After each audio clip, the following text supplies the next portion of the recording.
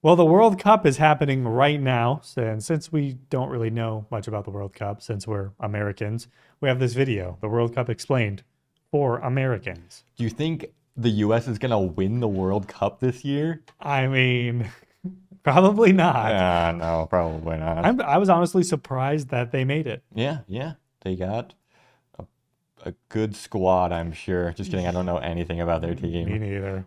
Let's check this out. Here we go. The last World Cup final between Argentina and France.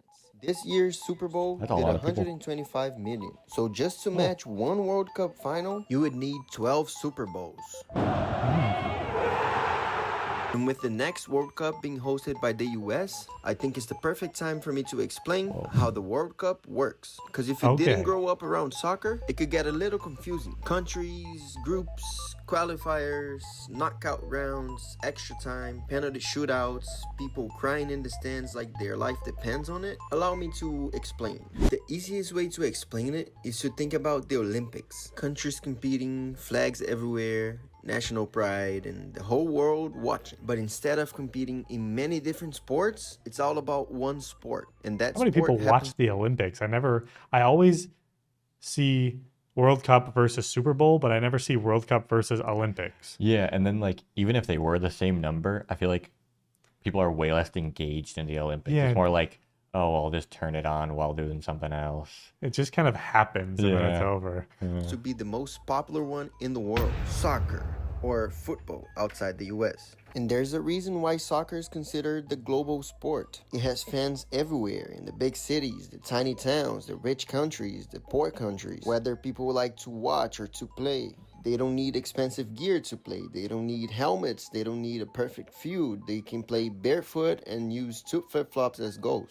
And anything round that kind of looks like a ball can become a ball. You don't have to be tall like in basketball. You don't even need to be the fastest or the strongest, because soccer is all about technique. The rules are simple. There aren't any language barriers. And ever since the first World Cup in 1930, the whole world fell in love with soccer. And soccer players became the world's superstars. The world's most followed person on Instagram is actually Cristiano Ronaldo with over Jeez, 600 700 million million. followers. That's And insane. have Messi with 500 million. While the most followed athlete in the US is LeBron James with 157 million. Whoa, I didn't know While how the much of a GOAT difference that is. Not even That's close. putting up 400 mil in between. of American football, Tom Brady, has around 15 million followers. I think Whoa. you get my Wow. point. I'm just saying all of this so 15? There's like just influencers that have more than that. And Instagram, it is popular in other countries, of course, but Instagram is definitely more US dominant, I would assume, right? think. I don't. Or I I guess don't even India. know. There's a lot of Indians on Instagram. There's a lot of Indians in general. Yeah. So that will help you. that you can understand the magnitude of just how big and important the World Cup is. So you combine the most popular sport on the planet and all of the best players in the world playing not for money, but to represent their country. The World Cup is all about passion. And what makes it even more special is that it doesn't happen every year. It happens every 4 years. And these players have the responsibility to represent millions of people at the highest level of competition. And that's exactly why people are crying on the stands. But there's one aspect of soccer that changes everything. The favorites don't always win. All you need is one tiny mistake, one counterattack, one deflection, one penalty to change the entire game. So underdogs have a real chance, like in the last World Cup. In the first game, Saudi Arabia actually beat Argentina. Yeah, I remember that. It was such a big deal. The Saudi flags are out. When I like this guy out there commentating. Argentina Yeah. won. And And the guy, that Argentina was the guy sitting next to him. He was like, oh. Argentina won.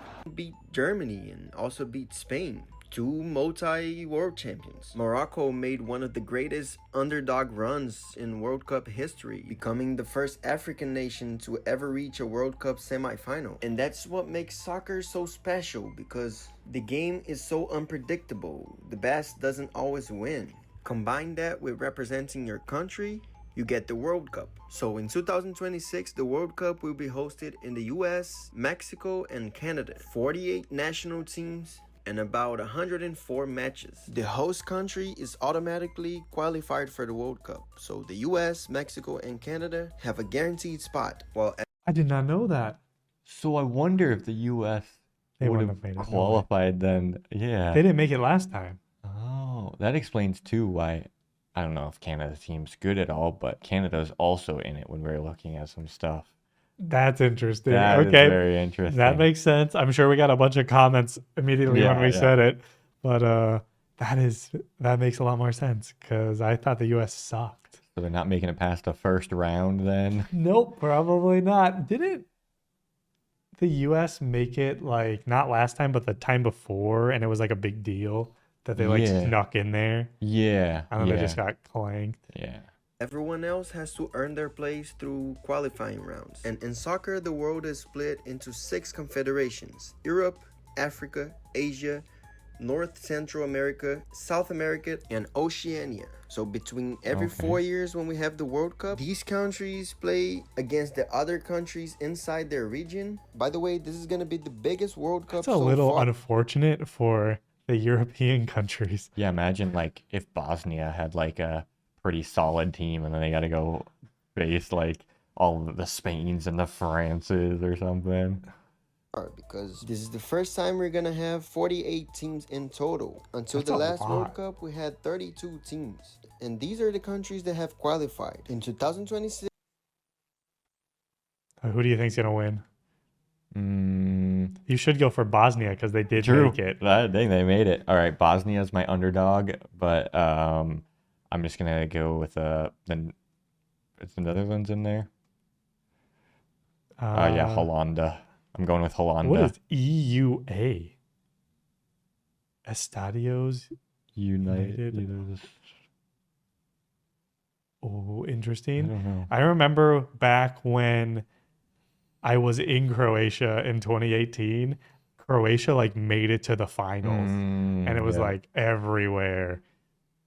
But I don't know if they're any good, so I don't know who to pick. the World Cup starts with 12 groups of 4 teams. Is Messi And each playing this team- year?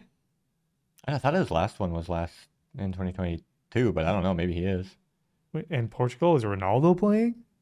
Because Ronaldo's older than Messi.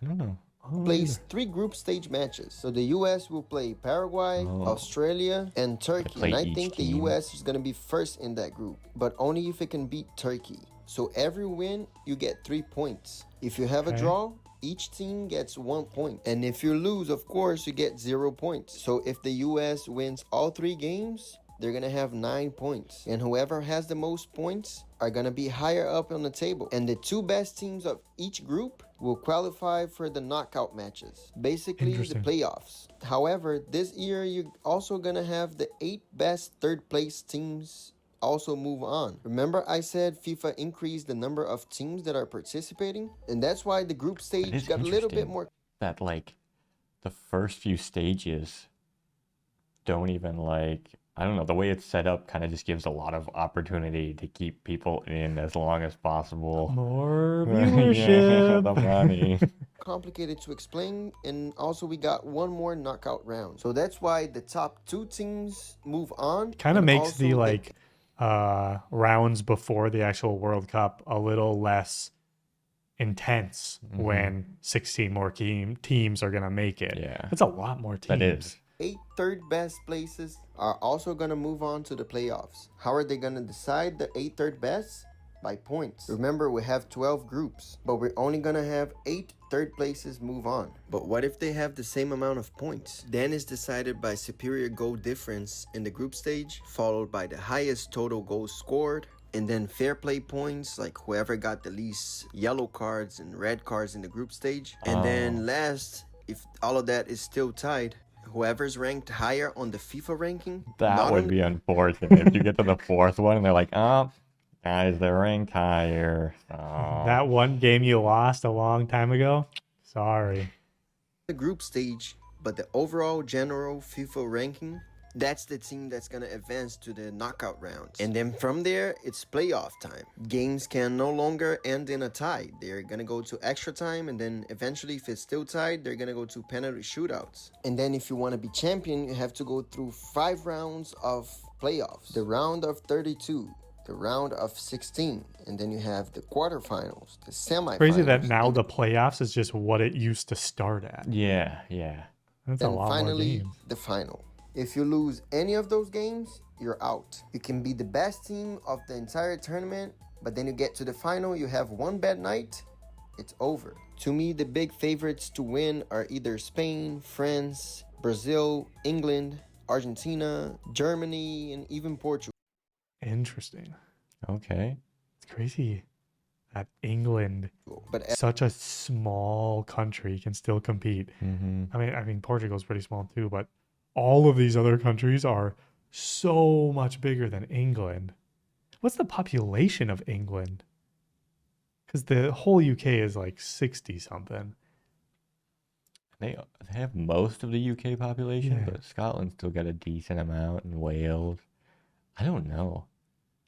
30, 40? It's crazy. These two are pretty dang small compared to Yeah. these as other I ones. said, soccer is completely unpredictable. In 2018, Croatia made it to the final against France. So although it's hard, the US has a chance. And if you haven't watched that much soccer in your life, the World Cup is the perfect opportunity. Don't get caught up on the score. I know many Americans can't comprehend the fact that you watch a game for 90 minutes and it ends in a tie, sometimes 0-0. But soccer is not about scoring all the time like in the NBA. It's about being unpredictable and knowing that anyone can score or anything can happen and the whole history of that game is changed. I know I'll be rooting for Brazil, but also for the US. And I can't wait for June 11th because every World Cup that I watch is engraved in my memory forever. It runs for a little bit more than a month, but it gives you the opportunity to experience crazy moments that you won't ever forget. And that's why I make sure to watch Okay. every single game from every country. And I'm 100% sure if you give it a real chance, you're gonna fall in love with it. And that's why you should subscribe to my channel, because I'll be making a lot more content like this. And I'll see you on the next one.